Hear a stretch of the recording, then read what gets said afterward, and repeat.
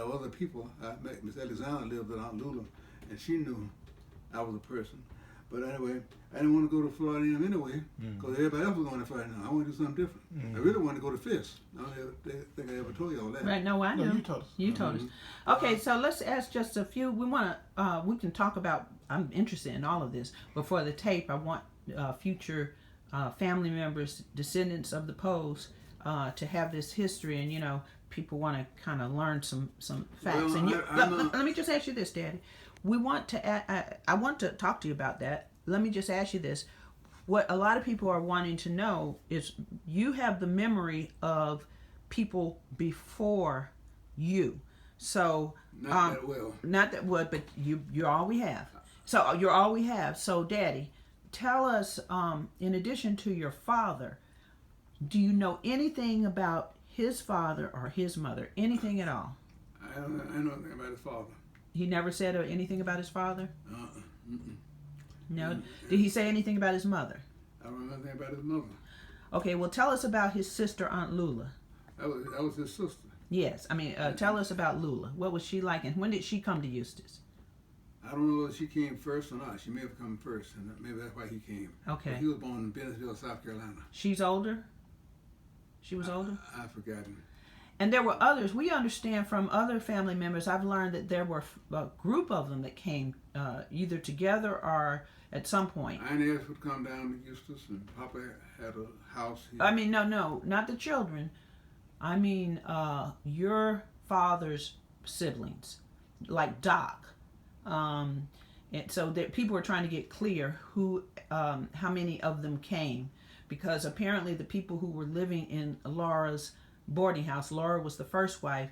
Apparently, there were others who came, and so we were trying to get that clear. Do you happen to know anyone besides Lula who had come with, you know? Not well. Okay.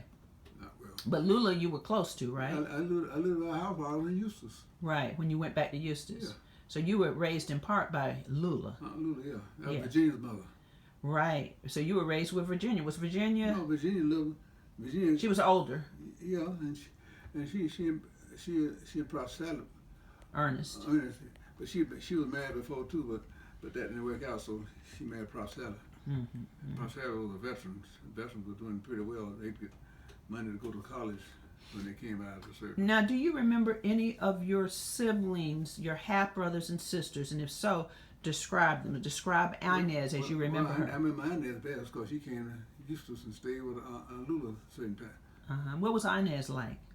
Well, she was teaching in Eustis, and the people in Yonkers say, "You crazy to stay down there teaching, making that little money. You come up here, you can make better working for white folks." Now, if she had stayed in Eustis, she would eventually had a degree, because she was very Smart. I mean, she read a lot, and she was very sharp. But they persuaded her to go up there and work for those white folks in New York. So she was pretty too, right? Yeah, she was nice looking. All of them. I remember the beautiful. I don't women. think she ever married, because Papa didn't like the guy that was Tyson wouldn't have been around if Papa had been around. Why? He had to give permission for them to get married.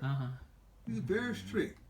That's why his marriage with other people, other wives, didn't work, because he had children by them, and those children, one of them he left out of his will because he had rebelled against him, you know, and I think he had trouble with Fleming too.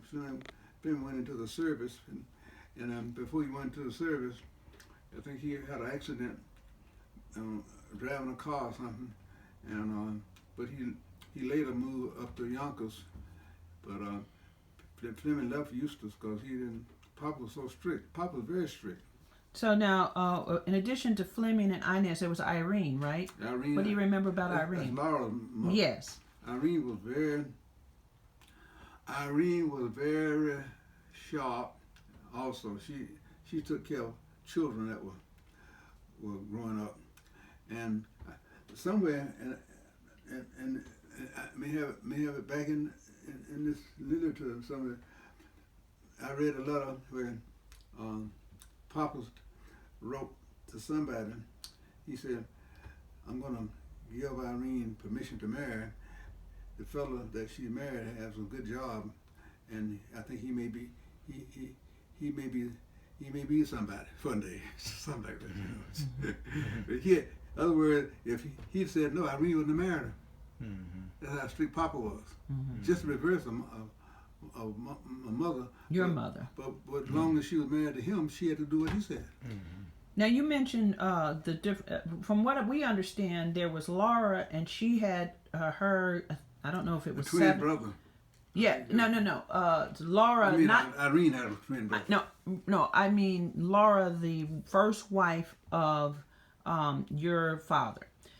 There was Laura. That's our understanding. That was the first wife, and the census records show that. Yeah. And she had a boarding house. She was well-to-do by Eustis standards. She had a home and was a older woman, I think 6 or 7 years older, and he married someone who was, like you just said, going places or doing something. And then he had a second woman that he married after Laura died. But our understanding is he did not have any kids with her. So I think the only are we wrong? Is there? It seemed that the first wife was Laura, or was there a wife before Laura? I think there may have been a wife before Laura. Oh. Because Papa found out that they when Inez moved to New York,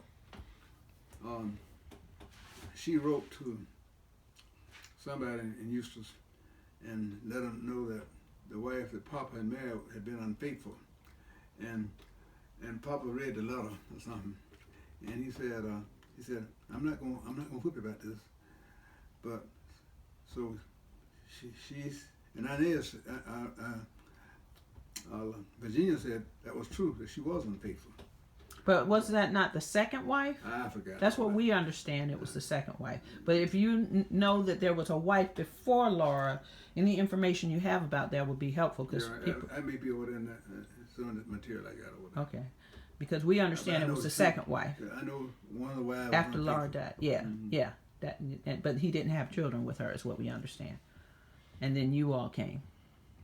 And Fleming was a half brother, man. And obviously Irene.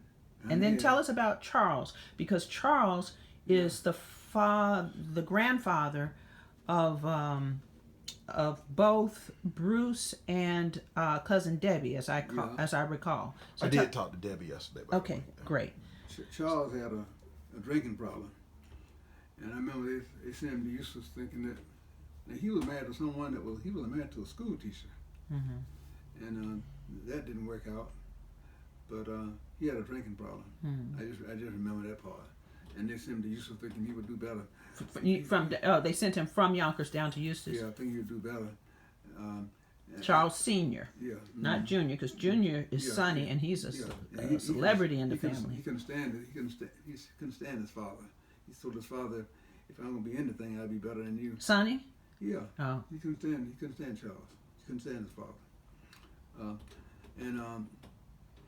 Sonny ended up getting a scholarship to some little place in South Carolina. I've forgotten the name of the place now. But he left there after a couple of years and went to Outpost. Why do you think he couldn't stand his dad? Huh? Why do you think he couldn't? Because his father would drink a lot. Maybe just not really lead it. Get some money and go to the bar and buy everybody a drink. You know, he had his reasons, but I'm just saying that and the father tried to straighten him out, and he said, "Yeah, if I'm gonna be anything, I'll be more than more than you are." Well, he did well. Sonny did well. He went to Denver. But they didn't like Sonny when he told about the experiences he had in Yonkers. What was that? He said, they were all cramped up in that little place together. Oh. And Laura could tell you more about that, but they didn't like it. Just because people have trouble, they don't want you in the family. They don't want you going out broadcasting. Yeah, I'm sure Miss White doesn't want us to go around publicizing problems that Rob has. You know, she knows we know about them. You know, but you can imagine what it's like if it's a family. You know, I'm not gonna go around talking about. Right. You mentioned something about Spurgeon and being gay and everything, but I'm not gonna go around talking about it. Right. Right. You know. But that's why you didn't. When Mr. White started talking about, I told Rob he can go in that 3rd grade or whatever it was, and he better not cry. I told Mr. White, Brian crying had nothing to do with it. I said, I had a brother that finished early, and I knew about the problems he had. I ain't going into no detail. And I said, and my wife finished high school early, and she regretted that. I said, ain't nobody going to skip a child of mine. And boy, Miss White later on said, how could you be so perceptive? I said, I can't tell you how to raise your child, but I wasn't going to let my child be skipped. Okay, on this, let's wrap up, and we're going to do another one. And Daddy, on the next one, we want to hear about Spurgeon Poe's demise. Unfortunately, he was murdered, and we will talk about that part of the family history. Well, our next. I'm not going to broadcast I that. do. This is just for our family. Yeah, This well, is now for you can turn the thing off. Okay. All right. So we will end right now. Thank you, and have a good one.